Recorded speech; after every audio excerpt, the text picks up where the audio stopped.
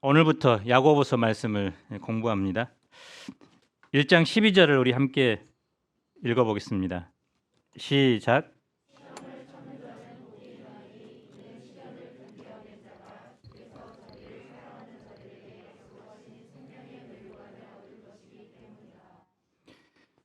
야고보서, 또 베드로 전후서, 요한 1, 2, 3서, 유다서는 공동 서신 또는 일반 서신이라고 부릅니다. 특별한 수신 장소, 또 수신자를 지목하지 않고 모든 그리스도인들을 위해 주어진 편지이기 때문입니다. 야고보서는 그 첫 번째 책으로 교리보다는 실천적인 면을 강조합니다.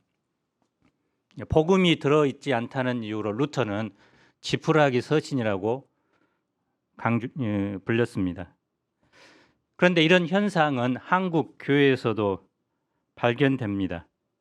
이신칭이 오직 믿음으로 의롭게 된다는 이 교리에 과도하게 집중하여 야고보서를 등한히 여깁니다. 성도의 삶, 윤리, 사회적인 문제를 덜 중요한 것으로 취급합니다. 그러나 신앙과 삶, 교리와 실천은 몸과 영혼처럼 뗄 수 없습니다. 예수님을 믿는 사람들은 예수님의 말씀대로 사는 사람입니다. 그래서 행위와 삶을 강조한 야고보서는 어떤 성경보다 귀중합니다. 오늘은 특별히 믿는 자가 부딪히는 시험에 관한 말씀입니다. 시험은 크게 시련과 유혹을 가리키는데요. 이 시험을 당하는 우리가 어떤 자세를 가져야 하는가 오늘 말씀을 통해서 배웁시다. 제1부 시험을 참는 자는 복이 있도다. 1절로 12절입니다. 1절을 다 함께 읽어봅시다. 시작.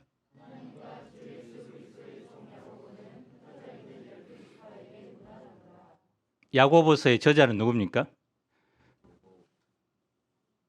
야고보죠. 사도 중에 두 분의 사도가 있는데 그분들이 아니라 예수님의 동생입니다. 처음에는 예수님을 믿지 않았습니다. 하지만 고린도전서 15장에 보면 부활하신 예수님을 경험하고 나서 예수님이 그리스도임을 깨닫게 됩니다. 그리고 후에 예루살렘 교회의 지도자가 됩니다. 사도 바울은 베드로와 요한과 함께 야고보를 교회의 기둥으로 불렀습니다. 전설에 의하면 예루살렘의 종교 지도자들은 야고보의 간증과 설교를 엄청나게 싫어했다고 합니다. 그래서 성전에서 야고보를 떨어뜨려 죽여버렸습니다. 야고보는 숨을 거두기 전 이런 기도를 합니다. 주님, 저들이 하는 짓을 자신들이 모르오니 용서하여 주옵소서. 누가 한 기도가 생각납니까? 예수님처럼 기도하고 죽습니다. 또 야고보에게는 별명이 있습니다. 낙타 무릎이죠. 항상 성전에 들어가서 이스라엘 백성들의 죄를 용서해 주시도록 기도했는데 이로 인해서 그의 무릎이 낙타 무릎처럼 딱딱해졌기 때문에 붙여진 이름이라고 별명이라고 합니다. 그런데 오늘 본문에서 야고보는 자신을 예수님의 동생 또는 교회의 기둥이라고 소개하지 않습니다. 하나님과 주 예수 그리스도의 종으로 소개합니다. 종은 한마디로 노예입니다. 철저히 주인에게 묶인 자요, 매인 자입니다. 인권이나 자기 주장이 없습니다. 단지 주인의 뜻에 복종하며 주인을 위해 사는 존재입니다. 마찬가지로 모든 신자는 누구의 종입니까? 예수님의 종입니다. 예수님의 소유입니다. 예수님만 섬기도록 또 예수님의 말씀은 무엇이든지 순종하도록 사는 존재가 우리들입니다. 하지만 우리는 반대로 예수님을 종처럼 부리기를 좋아합니다. 그러나 우리의 신분이 주님의 종이다. 주님이 말씀하시면 어떤 말씀이든지 순종하는 종의 자세를 가져야 합니다. 야고보서의 수신자는 누굽니까? 12지파입니다. 12지파는 1차적으로 구약의 이스라엘을 총칭하는 단어입니다. 그런데 예수 그리스도를 통해서 구속이 완성된 후에는 이 말이 구원받는 하나님의 백성을 가리키게 되었습니다. 그래서 야고보서는 이 땅에 존재하는 모든 신자 그리고 교회가 받고 읽고 지켜야 할 하나님의 말씀입니다. 야고보는 특별히 신자를 흩어진 자라고 부릅니다. 신자는 흩어진 자, 디아스포라입니다. 흩어짐이 신자의 정체성이라고 할 수 있습니다. 신자는 하나님과 주 예수 그리스도의 종이기 때문에 묶인 자이지만 동시에 흩어진 자이므로 땅끝까지 나아가는 존재입니다. 신자는 한 곳에 모여 교회를 만들지만 또한 세계 곳곳에 흩어져 사명을 감당하는 존재입니다. 예루살렘 교회는 하늘만 바라보서는 안 되고 땅끝까지 나아가야 했습니다. 그런데 이것이 이루어지지 않자 예루살렘에 있는 교회에 큰 박해가 일어났고 사도들 외에는 예루살렘에 있는 성도들이 모든 땅으로 흩어지게 되었습니다. 사도행전 8장에 나오죠. 그러면 야고보는 그들에게 먼저 무슨 메시지를 전합니까? 2절을 함께 읽어봅시다. 시작.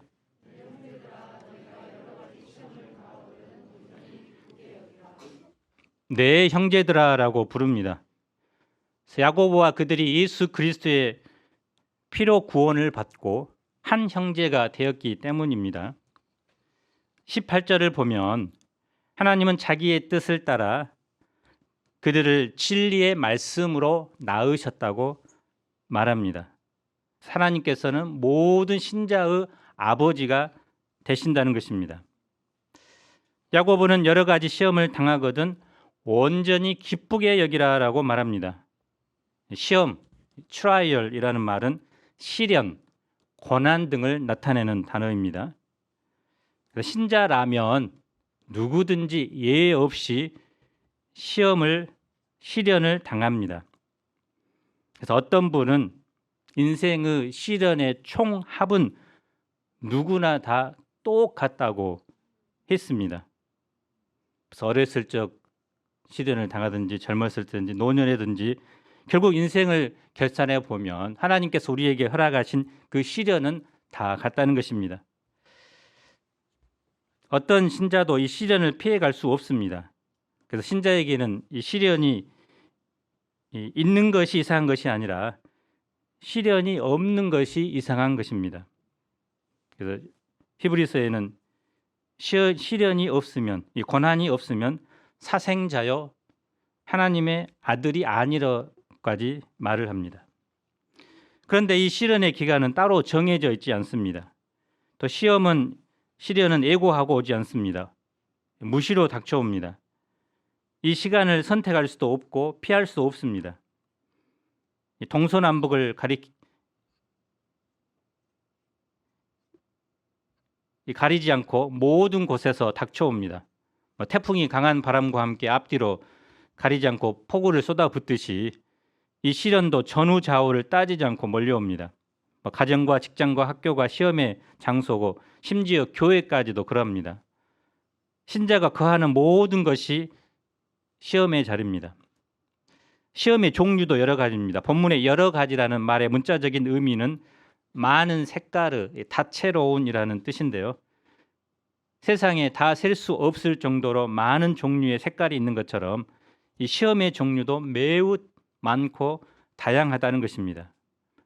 물질 문제, 건강, 인간관계, 말, 인격, 장래 문제, 자녀 문제 등 인간 활동의 모든 부분에 관련되어 있습니다.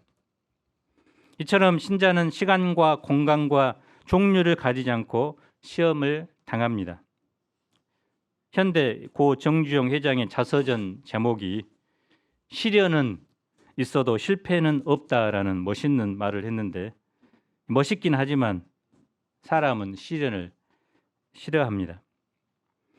시련은 고통을 수반하기 때문입니다. 그런데 오늘 본문에서 야고보는 그 시험을 어떻게 여기라고 합니까? 기뻐하라도 아니고 온전히 기쁘게 여기라라고 합니다. 이 기뻐하다는 말은 이 자랑하고 싶어서 견딜 수 없는 기쁨으로 충만한 상태를 가리킵니다. 나 시련 받았어, 너무 좋아, 이렇게 자랑하는 것입니다. 그런 사람 별로 없죠. 시련을 당할 때 왜 기뻐할 수 있을까요? 첫째, 시련이 인내를 만들어내기 때문입니다. 3절을 우리 자매분들이 읽어주기 바랍니다. 시작.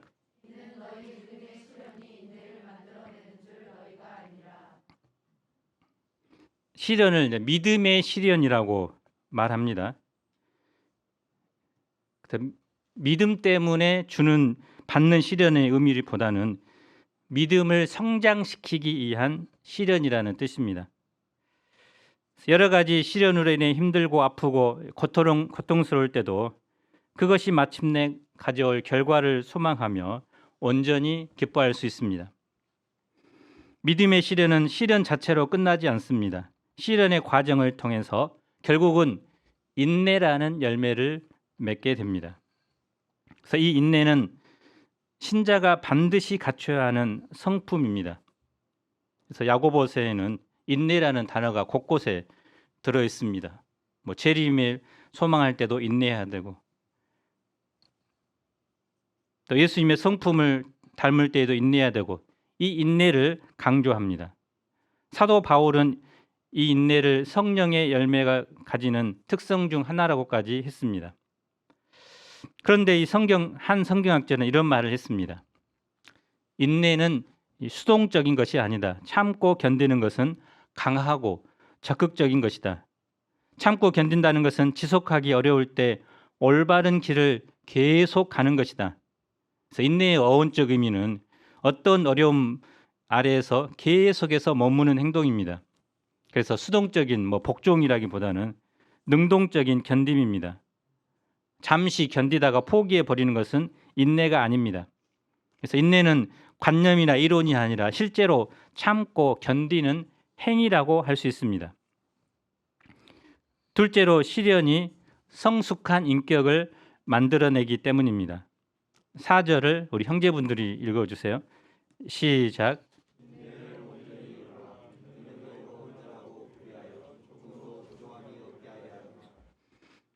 시련은 인내를 낳고 인내는 결국 성숙을 낳습니다. 온전하다는 단어는 견습공이 훈련을 마치고 정식으로 일을 맡게 됐을 때 쓰는 말입니다. 그래서 온전하고 구비한다는 말은 성숙한 사람이 되게 한다는 것입니다. 다시 말해서 하나님께서 이제 쓰실 만한 사람이 된다는 것입니다. 눈물 젖은 빵을 먹어보지 못한 사람은 인생을 논하지 말라는 말이 있죠. 또 아픈 만큼 성숙해진다는 말도 있습니다. 성숙함은 저절로 오지 않고 시련을 통해서 만들어지기 때문입니다.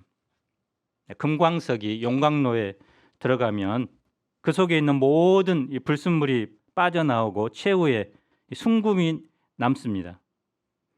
사람은 시련 속에 들어갈 때 비로소 그 속에 있는 모든 죄와 불순물들이 빠져나오고 최후에 순금과 같은 온전한 믿음만이 남게 됩니다. 시련 속에서 자신의 참 모습을 발견하게 됩니다. 자기 안에 있는 아직 처리되지 않는 죄의 찌꺼기들을 발견하게 됩니다.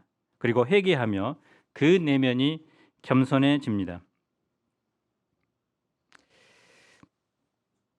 그런데 여러분 중에 정말 시련을 좋아하는 사람 있나요? 요즘 사람들의 특징은 한마디로 쉽고 편한 삶을 추구한다는 것입니다. 졸업 후에 병원을 선택한다든지 과를 선택한다는 첫 번째 기준이 쉽고 편한 곳, 그런 곳을 이제 선택합니다. 군대도 마찬가지죠. 쉽고 편한 곳을 선택합니다. 그런데 이것은 신앙 생활에서도 여전히 적용이 됩니다. 그래서 불편함을 가장 불편하게 생각하는 시대입니다. 불편한 것이 있으면 못 견딥니다. 그래서 코로나 시즌을 겪으면서 이제 대면 예배 또 온라인 예배로 나누게 되면서 사람들이 어떤 생각을 갖습니까? 주일에 일어나면 이제 씻고 또 버스 타고 이제 교회에 와야 되는데 너무나 귀찮죠? 아이고 그냥 집에서 그냥 까치집 있는 대로 드리자. 누워서 예배 드리자. 또 새벽기도도 마찬가지죠. 아이고 겨울이면 춥고 따뜻한 이불을 벗어나기 싫습니다. 그래서 따뜻한 이불에서 누워서 그냥 예배 드리자. 그래서 이런 것들이 이제 신자들 속에서도 자연스럽게 파고들었습니다. 그런데 성경은 베드로나 또 사도 바울은 그리스도의 남은 고난에 참여하라고 합니다. 자기를 부인하고 십자가 지는 것이 예수님의 뜻입니다. 그래서 우리는 쉽고 편한 길을 추구하기보다는 불신자 세상 속에서 빛과 소금으로 들어가서 내 죄 감사처럼 내 죄가 하겠습니다. 사람들이 하기 싫어하는 것을 크리스찬들이 먼저 하고자 할 때 내가 속한 그 공동체가 삶의 현장이 하나님의 나라로 변합니다. 그래서 우리는 쉽고 편한 것을 좋아하기보다 시련을 온전히 기쁘게 여기는 성숙한 그리스도인이 되었으면 좋겠습니다. 5절을 함께 읽어봅시다. 시작.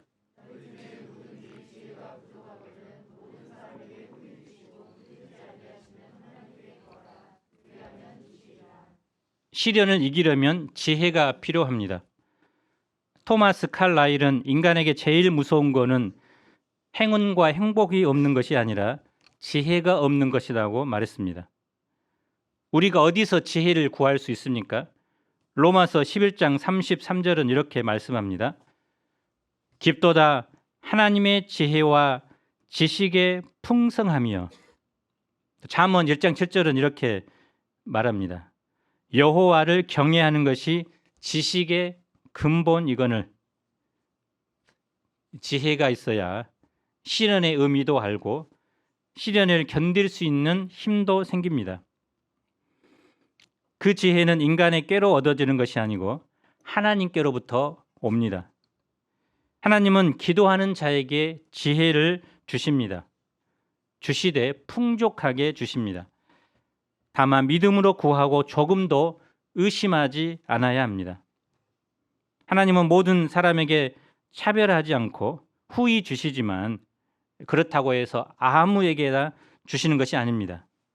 제한이 있습니다. 그것은 믿음이죠.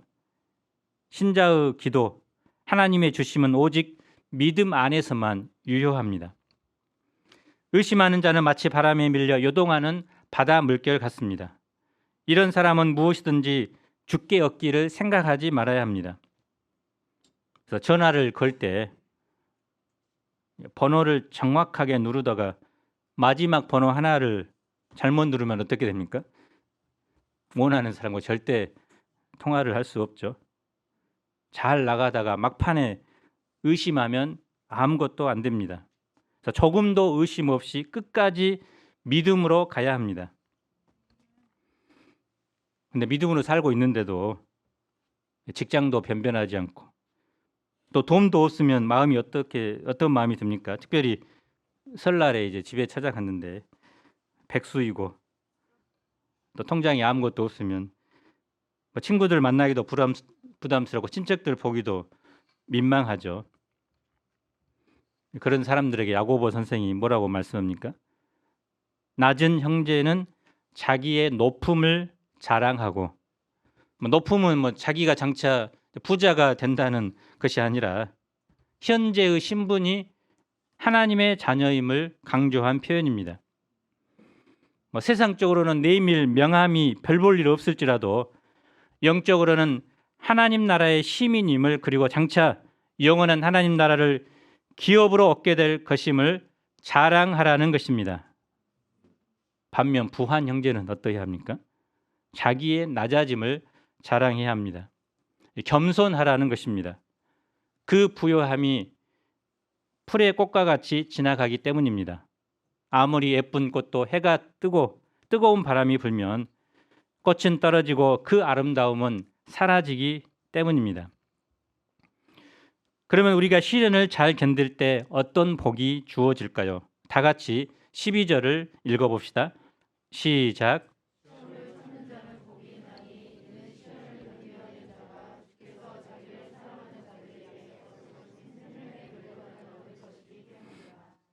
산상수훈 마지막에는 이런 말씀이 기록되어 있습니다. 의를 위하여 박해를 받은 자는 복이 있나니 천국이 그들의 것임이라. 나로 말미암아 너희를 욕하고 박해하고 거짓으로 너희를 거슬러 모든 악한 말을 할 때에는 너희에게 복이 있나니 기뻐하고 즐거워하라. 하늘에서 너희의 상이 큼이라. 너희 전에 있던 선지자들도 이같이 박해하였느니라. 여기서는 너희의 상이 큼이라라고 했는데 야고보에서는 이 상을 생명의 면류관이라고 했습니다. 이는 영광스러운 생명에 들어가는 것입니다. 하나님이 주시는 최고의 축복입니다. 신자의 복은 시련이 없는 것이 아니라 시련을 견디고 인내하여 마침내 생명의 면류관을 얻는 것입니다. 제2부 말씀을 행하는 자가 되라. 13절을 보십시오. 사람이 시험을 받을 때 내가 하나님께 시험을 받는다 하지 말지니 하나님은 악에게 시험을 받지도 아니하시고 친히 아무도 시험하지 아니하시니라. 여기서 시험은 죄에 대한 유혹, 템테이션을 말합니다. 그래서 어떤 사람도 자신이 유혹에 빠진 것을 하나님 탓으로 돌리거나 하나님께 책임을 전가할 수 없습니다. 그래서 유혹은 하나님의 문제가 아니라 사람의 문제입니다. 유혹의 근본 원인은 인간 자신의 욕심입니다. 15절을 함께 읽어봅시다. 시작.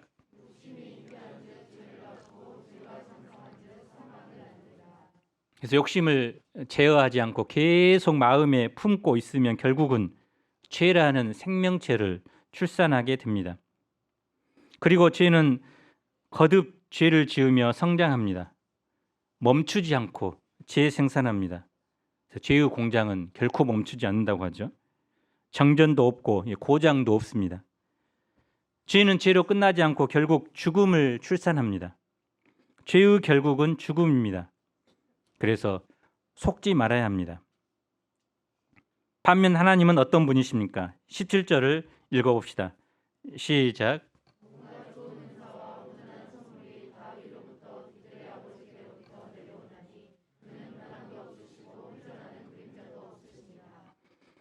하나님은 우리에게 온갖 좋은 은사와 선물을 주십니다. 그래서 유혹을 당할 때 그것을 잘 극복하도록 영적인 힘과 지혜를 주십니다.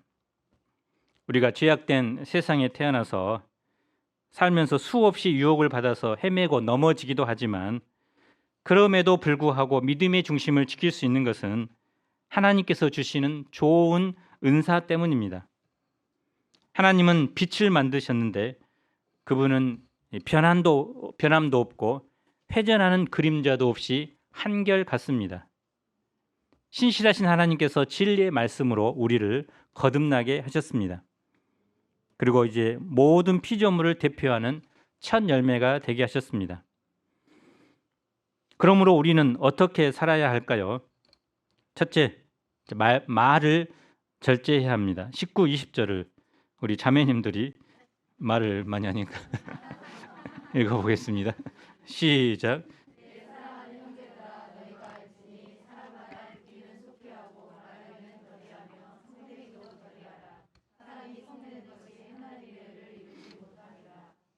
속히 듣는다라는 것은 원래 집중해서 듣는다라는 뜻입니다.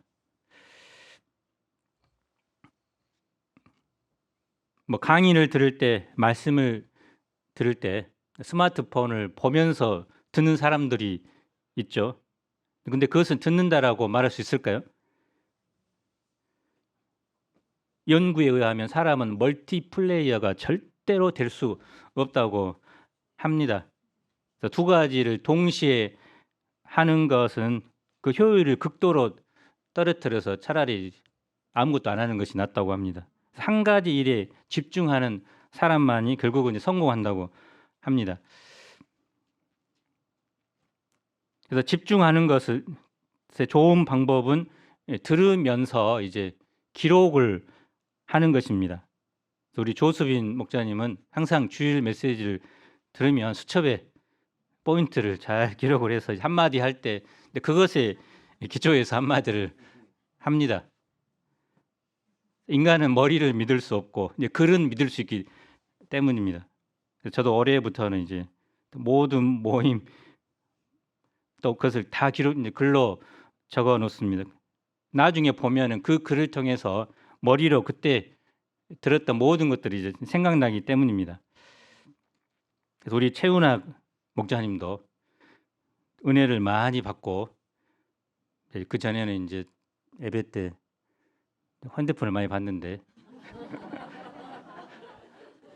이 핸드폰을 보는 것은 사람의 힘으로 할 수 없는 것이기 때문에 이제 핸드폰을 던져놓고 이제 예배에 집중하고자 방향을 잡았다고 합니다.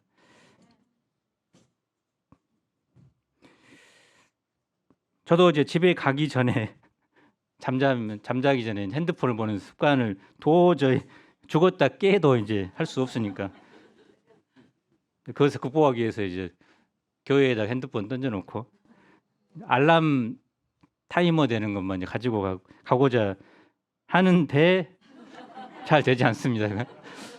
다시 도전해야 되겠습니다.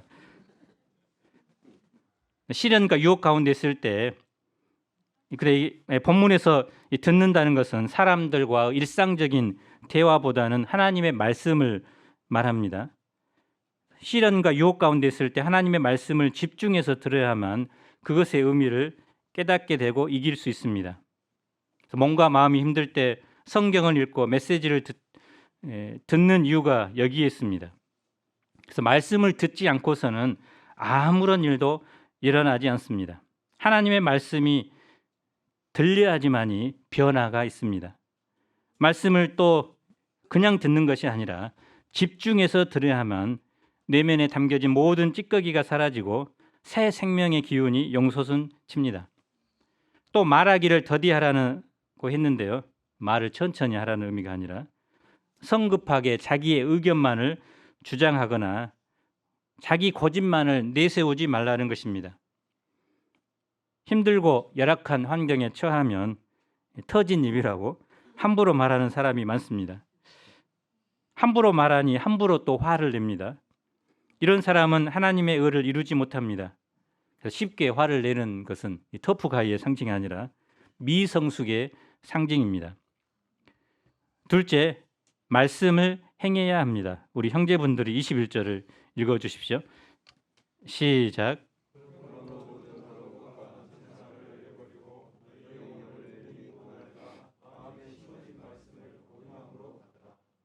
내버린다는 말은 마치 쓰레기를 버리는 것처럼 가차없이 버리는 것입니다.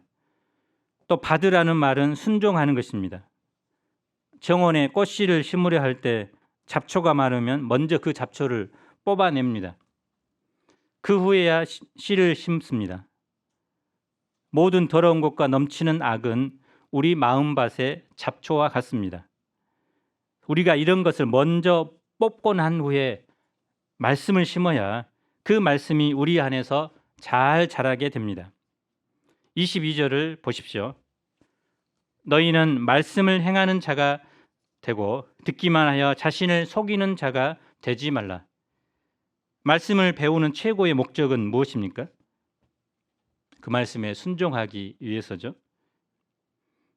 우리의 귀나 즐겁게 하고 머리나 키우는 것이 아니라 인격과 내면을 키우고자 함입니다. 성숙하게 하는 것입니다. 그런데 그 성숙은 듣기만 해서는 안 되고 삶 속에서 순종하는 데서 시작됩니다. 그래서 우리가 20, 30년 수요 예배 또 주일 예배 각종 수양회를 통해서 말씀을 들었는데 그 시간이 지난 후에 성숙한 사람들은 어떤 사람이었습니까? 그 말씀에 순종하는 사람이었습니다. 그래서 어떤 분은 이렇게 말하죠. 메시지가 끝났다고 해서 진짜 끝난 것이 아니다. 당신이 직접 자기 생활 속에서 끝내야 할 중요한 것이 아직 남아있다. 당신의 예배는 당신이 예배당을 문을 열고 나간 다음부터 시작된다. 그래서 문 열고 나서 오늘 제목이 무엇인지 오늘 특별히 야고보서인데 막 그것조차 모르고 잊어버린 사람이 있습니다. 그래서 주일 말씀을 한 주간 깊이 묵상하고 그다음에 그 다음 주일 예배가 시작되면 잊어버리기 바랍니다. 또 이 말씀을 우리 삶 가운데 구체적으로 실천하면 좋겠습니다. 하나님의 말씀을 들으면 반드시 그것이 일상 속에서 열매로 나타나야 합니다. 하나님의 자녀가 되었다는 신분만 즐기는 수준에서 행동하는 사람으로까지 나아가야 합니다. 만일 말씀을 듣고 행하지 아니하면 어떻게 될까요? 거울로 자기의 생긴 얼굴을 보고 가서 그 모습이 어떠한지를 곧 잊어버리는 사람과 같습니다. 아침에 일어나 거울을 보면 막 머리카락이 새집을 만들고 하얀 가루가 떨어지죠. 그래서 머리를 감아야 되겠다고 생각했는데 거울을 벗어난 순간 잊어버리고 그냥 그 상태로 예배에 옵니다. 거울을 보고도 후속 조치를 하지 않으면 뭐 때문에 거울을 볼까요? 그런데 이런 사람이 많습니다. 말씀 공부하고 또 말씀을 들으면서 난 너무 그동안 게으르게 살았네. 너무 사랑이 없었네.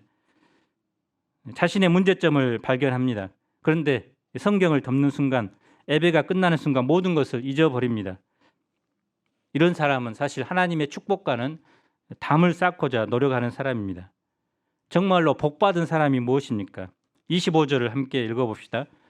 시작.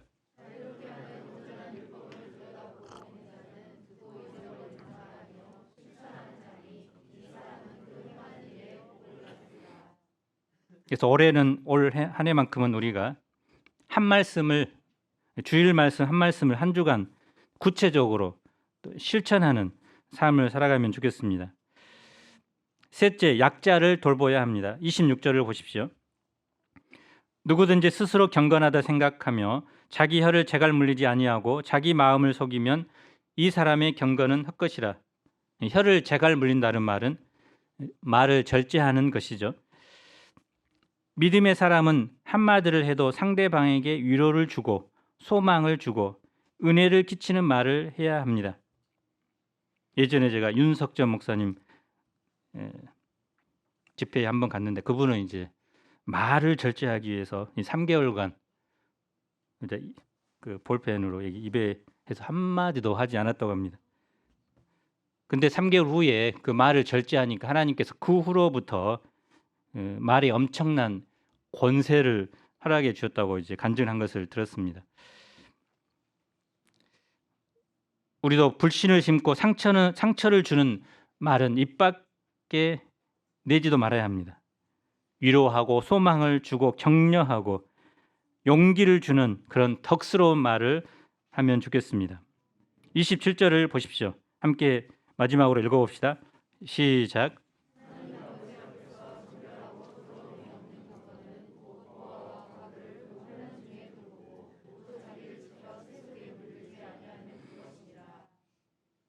예, 말씀 사랑의 실천의 절정입니다.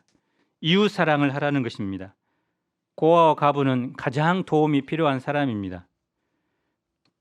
그래서 도움이 필요한 사람을 도와라는 것입니다. 마지막으로 자기를 세 속에 물들지 않게 지키라고 합니다. 그래서 세상과 구별된 삶을 살아가는 것입니다. 그래서 세상 사람들은 돈을 최고의 가치로 여기지만 우리는 사람을 최고의 가치로 여겨야 합니다. 세상 사람들은 쉽고 편한 길을 추구하지만 우리는 자기를 부인하고 십자가를 지는 삶을 살아야 합니다. 그래서 중요하고 결정적인 순간에 세상 사람들은 세상 풍조, 가치관을 앞세우지만 우리는 무엇보다 하나님의 말씀을 앞세워야 합니다. 결론적으로 우리가 올해 얼마나 여러 가지 시험을 만날까요? 여러 가지 시험을 설레면서 기다릴 필요는 없지만 시험을 만날지라도 온전히 기뻐합시다. 거기서 인내를 배우고 또 성숙한 사람으로 자랄 수 있기를 간절히 기도합니다. 제가 기도하겠습니다. 하나님 아버지, 우리가 시련을 만날 때 온전히 기뻐하도록 도와주십시오. 시련이 인내를 만들고 또 우리를 하나님이 쓰실 만한 성숙한 자로 만들기 때문입니다. 무엇보다 시련을 만날 때 그 시련을 감당할 힘과 또 시련을 이해할 수 있는 지혜를 저희 가운데 허락해 주시기를 기도합니다. 무엇보다 저희가 하나님의 말씀을 듣고 끝나는 것이 아니라 이제 구체적으로 삶 가운데서 실천하는 자들이 되도록 축복하여 주시고 이를 통해서 하나님께서 주시는 생명의 면류관을 받는 자들이 되게 도와주옵소서. 예수님 이름으로 기도합니다. 아멘.